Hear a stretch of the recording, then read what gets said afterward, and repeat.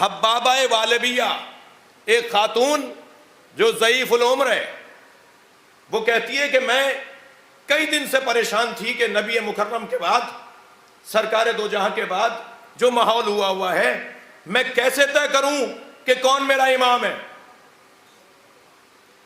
تو کہتی ہے کہ اس خیال نے مجھے آمادہ کیا کہ میں مسجد کی طرف آ گئی، اور مسجد کے دروازے پر میں بیٹھ گئی اور دیکھ رہی تھی دور سے اندر جائے بغیر کہ سامنے علی بیٹھے ہوئے کچھ لوگوں سے گفتگو کر رہے ہیں۔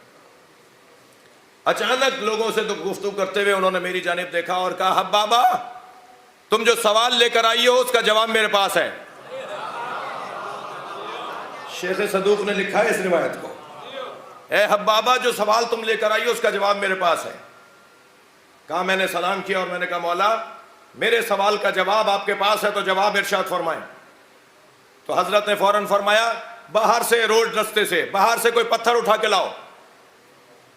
کہتی ہے کہ میں گئی اور میں نے ایک پتھر دیکھا، پتھر مجھے مل گیا، میں پتھر اٹھا کے لے آئی۔ فرمایا آؤ۔ جیسے ہی میں حضرت کے قریب گئی تو حضرت نے اپنی انگوٹھی اتاری اور اس پتھر پہ رکھی، اس پہ نشان آ گیا۔ پتھر پہ انگوٹھی کو لگایا تو اس پہ مہر چھپ گئی۔ فرمایا جو بھی اس پتھر پر مہر لگا دے وہی تمہارا امام ہے۔ حبابہ صلوات پڑھیں ذرا محمد و آل محمد۔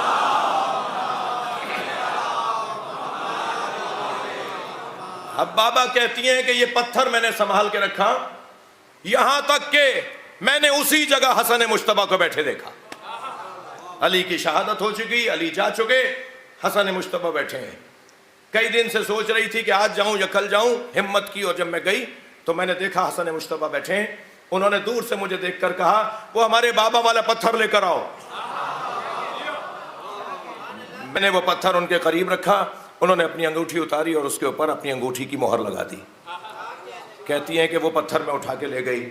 میں نے کچھ مدت کے بعد حسین کو دیکھا تو میں حسین ابن علی سے ملنے کا ارادہ کر رہی تھی کہ ایک مرتبہ پیغام آیا کہ حسین نے بلایا ہے، اور میں جب حسین ابن علی کی خدمت میں گئی تو انہوں نے کہا وہ پتھر لائیے جس پہ میرے بابا اور میرے بھائی کی مہر ہے، اور پھر حسین نے بھی اپنی انگوٹھی کی مہر لگائی۔ پتھر پر مہر کی بات کر رہا ہوں، پتھر پہ مہر کی بات کر رہا ہوں۔ حبابہ کہتی ہیں پھر میں امام سجاد کی خدمت میں گئی اور اس وقت میری 120 سال عمر ہو گئی تھی۔ میں نے امام سجاد سے جا کے کہا کہ مولا، حضرت نے فرمایا لاؤ وہ پتھر، حضرت نے بھی مہر لگا دی۔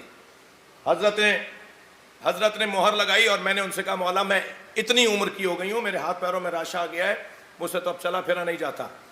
جیسے ہی میں نے یہ کہا تو حضرت نے اپنی انگلی کے اشارے سے وَأَوْمَعَ سَبَّابَتَ إِلَيَّ، وہ جملہ یہ ہے، انہوں نے اپنی انگلی کا اشارہ میری طرف کیا، میری جوانی پلٹ آئی۔ بھائی کیا سن رہے ہیں آپ؟ اب بابا کہتی ہیں 120 سال کی میری عمر تھی، میں بڑھاپے کی شکایت کر رہی تھی تو حضرت نے اپنی انگشت سبابہ سے، انگشت شہادت، انگشت سبابہ سے اشارہ کیا، میری جوانی پلٹ آئی۔ ارے بھائی زلیخا کی جوانی پلٹتے دیکھنے والوں، کوئی اور بھی تو اللہ کے یہاں یوسف ہے، اور یوسف بھی ہو تو امام سجاد جیسا۔ اور وہ کہتی ہیں کہ میں اپنی عین جوانی جیسی کیفیت میں آ گئی اور میں امام رضا تک زندہ رہی۔ وہ امام رضا تک زندہ رہی ہے، حبابہ والبیہ کا مشہور واقعہ ہے، اور کہتی ہیں ہر امام کے پاس میں جاتی رہی اور ہر امام اس پہ مہر لگاتے رہے، اور جب میں امام رضا کی خدمت میں گئی تو پھر میری عمر بڑی طویل ہو چکی تھی، تو امام نے مجھے دیکھ کر فرمایا کیا میں اپنے جد زین العابدین کی طرح تمہیں جوان کروں؟ تو میں نے کہا مولا میں اس دنیا سے بہت کچھ دیکھ چکی، اب اس دنیا میں مجھے رہنے کا دل نہیں کرتا، اب میں ہی نہیں چاہتی کہ یہاں رہوں، اب میں نہیں چاہتی، میں نے بہت حالات دیکھ لیے اس دنیا کے، بدلتے ہوئے رنگ دیکھ لیے، اب میرا دل نہیں کر رہا۔ تو حضرت نے فرمایا کہ میں مہر لگا رہا ہوں کہ تمہیں ثابت ہو کہ میں امام ہوں، مگر میرے بعد والے اماموں کی مہر تمہارے پاس کیسے آئے گی؟ فرمایا میں تمہیں ایک دعا دیتا ہوں، اللہ میری اس دعا کے تصدق تمہیں وہ مقام دے گا کہ جب ہمارا 12واں ظہور کرے گا تو تم اس کے پاس رجعت کے ذریعے سے اٹھائی جاؤ گی اور ہمارے 12ویں سے بھی اس کی امامت کی مہر لوگی. عزیزو یہ کوئی کم بات ہے؟ تصرف رکھنے والی ہستیاں. کیوں علی؟ توجہ.